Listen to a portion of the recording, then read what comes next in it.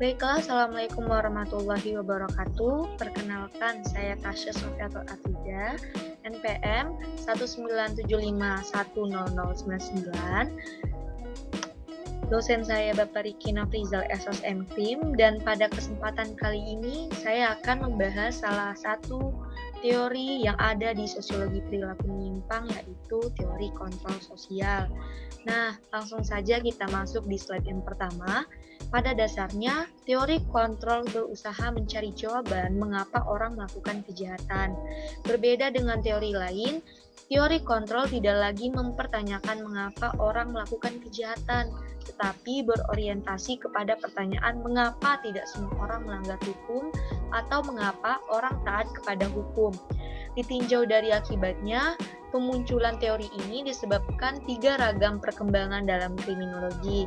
Perkembangan yang pertama, adanya reaksi terhadap orientasi labeling dan konflik yang kembali menyelidiki tingkah laku kriminal.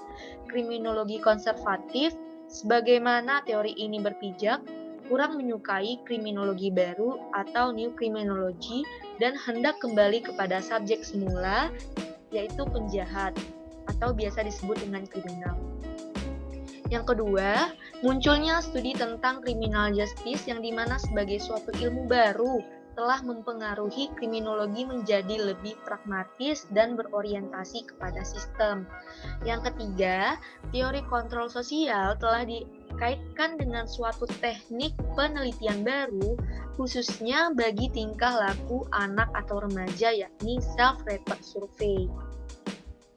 Perkembangan berikutnya selama tahun 1950-an, beberapa teori mempergunakan pendekatan teori kontrol terhadap kenakalan remaja. Pada tahun 1951, Albert Gerais, JR menggabungkan konsep kepribadian dan sosialisasi dengan hasil penelitian dari aliran Chicago dan menghasilkan teori kontrol sosial.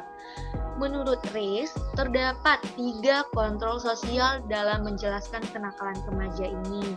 Yang pertama, lack of purple internal control developed during childhood, kurangnya kontrol internal yang memadai selama masa anak-anak. Yang kedua, a breakdown of those internal control, hilangnya kontrol internal. Yang ketiga, an absence of conflict, social rules provided by important social group. The family, close order, the school. Tidak adanya norma-norma sosial atau konflik antara norma-norma yang dimaksud di keluarga, lingkungan terdekat, maupun sekolah. Selanjutnya, Albert Gerais membedakan 2 macam kontrol, yaitu personal control dan social control. Personal control adalah kemampuan seseorang untuk menahan diri agar tidak mencapai kebutuhannya dengan cara melanggar norma-norma yang berlaku di masyarakat. Sedangkan social control adalah kemampuan kelompok sosial atau lembaga-lembaga di masyarakat melaksanakan norma-norma atau peraturan menjadi efektif. Nah, di sini ada asumsi teori kontrol yang dikemukakan oleh V. Evany, terdiri dari yang pertama, harus ada kontrol internal maupun eksternal. Yang kedua, manusia diberikan kaidah-kaidah supaya tidak melakukan pelanggaran.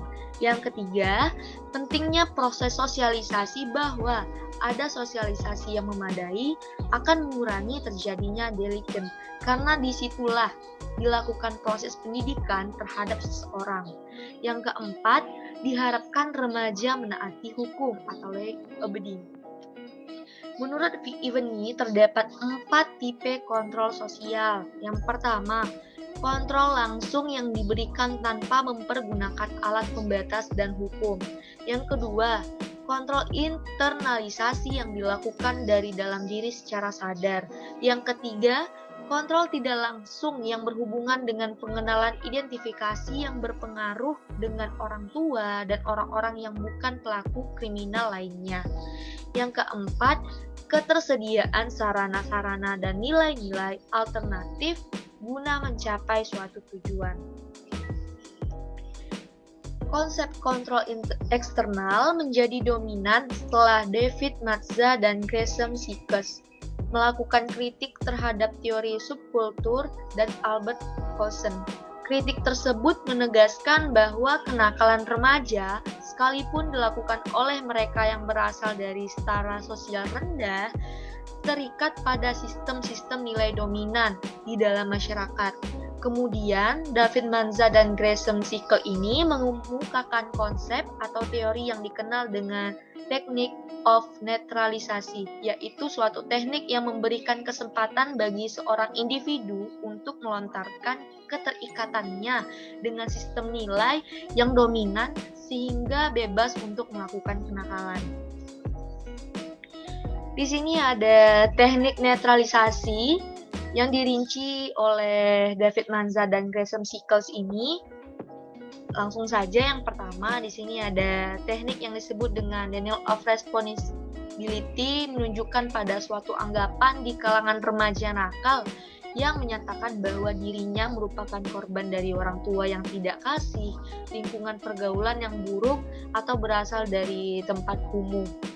Yang kedua, teknik denial of injury menunjukkan kepada suatu alasan di kalangan remaja nakal bahwa tingkah laku mereka sesungguhnya tidak merupakan suatu bahaya yang besar, sehingga mereka beranggapan bahwa vandalisme merupakan kelalaian semata dan mencuri mobil sesungguhnya meminjam mobil. Itu salah satu contoh tadi, perkelahian antara geng merupakan pertengkaran-pertengkaran biasa.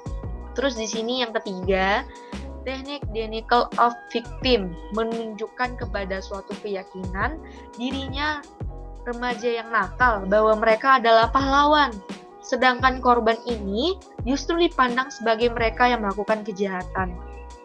Yang keempat, ada teknik yang disebut dengan kondemisasi of the condemned, menunjukkan kepada suatu anggapan bahwa polisi sebagai hipokrit, munafik, atau pelaku kejahatan terselubung yang melakukan kesalahan atau memiliki perasaan tidak senang kepada mereka. Pengaruh teknik ini adalah mengubah subjek yang menjadi pusat perhatian berpaling dari perbuatan-perbuatan kejahatan yang telah dilakukannya.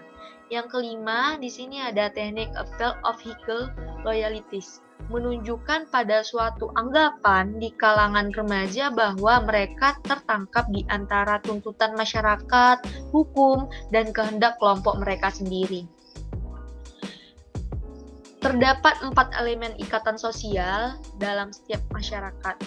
Di sini, menurut Travis Hinckley, yang pertama ada attachment, adalah kemampuan manusia yang melibatkan dirinya terhadap orang lain.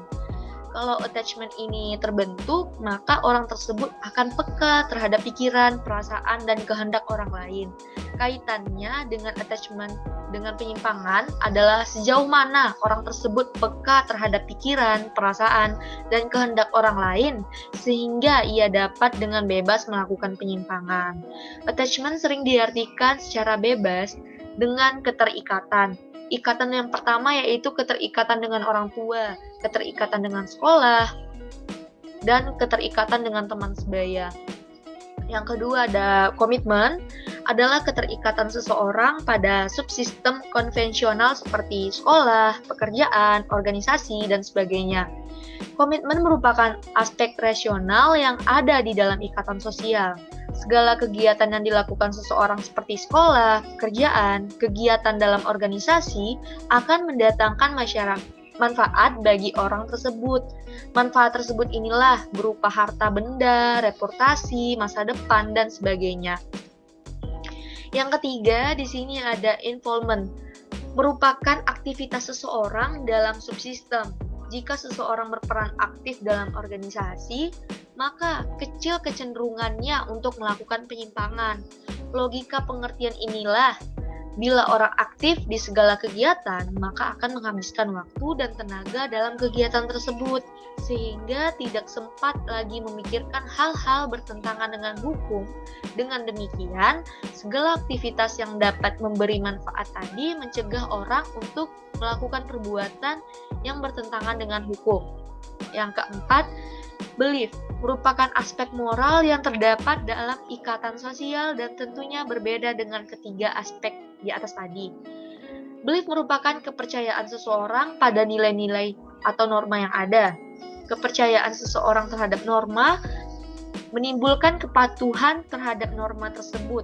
Kepatuhan terhadap norma tentunya akan mengurangi hasrat untuk melanggar suatu peraturan. Tetapi, bila orang tidak mematuhi norma-norma, maka lebih besar kemungkinan melakukan pelanggaran. Di sini, teori kontrol mempunyai sejumlah kelemahan maupun kelebihan. Adapun kelemahannya, teman-teman bisa melihat di sini yang pertama ada teori ini berupaya menjelaskan kenakalan remaja dan bukan kejahatan oleh orang dewasa. Yang kedua, teori ini menaruh perhatian cukup besar pada sikap, keinginan, dan tingkah laku yang meski menyimpang sering merupakan tingkah laku orang dewasa. Yang ketiga di sini ada ikatan sosial atau social bond dalam teori Hirsi seperti values, belief, norma, dan attitude tidak pernah secara jelas didefinisikan. Yang keempat ada kegagalan dalam menjelaskan peluang kejadian yang menghasilkan lebih tidaknya social bond tadi. Sedangkan kekuatan kontrol sosial terletak pada aspek-aspek. Yang pertama, teori ini dapat diuji secara empiris oleh banyak sarjana seperti Wittawursi, Griswold, dan Robert. Yang kedua, teori kontrol sosial merupakan salah satu teori kontemporer yang memiliki daya tarik kuat dalam hal mendorong penelitian-penelitian yang berarti. Dan di sini ada beberapa contoh yang terjadi di masyarakat. Yang pertama di sini saya rangkum ada pengucilan. Pengucilan merupakan suatu tindakan pemutusan hubungan sosial dari kelompok terhadap seseorang atau anggota masyarakat. Dengan pengucilan ini, terjadi sikap masa bodoh atau tidak peduli terhadap orang yang sedang dikucilkan. Bagi individu yang sedang dikucilkan dari kelompoknya, cepat atau lambat akan melakukan introspeksi diri dan mencoba mencari penyebab tindakan anggota kelompok lain terhadap dirinya. Dengan demikian, kaidah-kaidah kelompok yang dahulu dilanggar oleh individu tadi akan berangsur-angsur diluruskan dan dapat diterima oleh individu agar tetap menjadi anggota kelompok seperti dahulu kala. Yang kedua di sini saya rangkum ada celaan, di mana celaan ini tindakan kritik atau tuduhan terhadap suatu pandangan, sikap, dan perilaku yang tidak sejalan atau tidak sesuai dengan pandangan. Sikap dan perilaku anggota kelompok pada umumnya celaan ini menjadi mudah dimengerti oleh seseorang karena diekspresikan dengan ucapan protes atau kritik yang terbuka dan langsung menuju ke sasaran. Yang keempat di sini saya rangkum ada ejekan, di mana membicarakan seseorang dengan menggunakan kata-kata kiasan, perumpamaan, atau kata-kata yang berlebihan serta bermakna negatif. Kadang-kadang digunakan kata-kata yang artinya berlawanan dengan apa yang dimaksud. Salah satu studi kasus yang saya ambil dalam teori ini ada penyalahgunaan narkoba, di mana hal ini terjadi merupakan akibat dari lingkungan dan pergaulan di sekitarnya. Individu dalam suatu lingkungan akan melihat dan juga menerapkan apa yang dilihatnya. Apabila buruk, maka individu itu akan menjadi buruk perilakunya, dan sebaliknya, apabila baik, maka akan baik juga perilakunya. Baiklah, terima kasih atas perhatiannya. Cukup sekian. Assalamualaikum warahmatullahi wabarakatuh.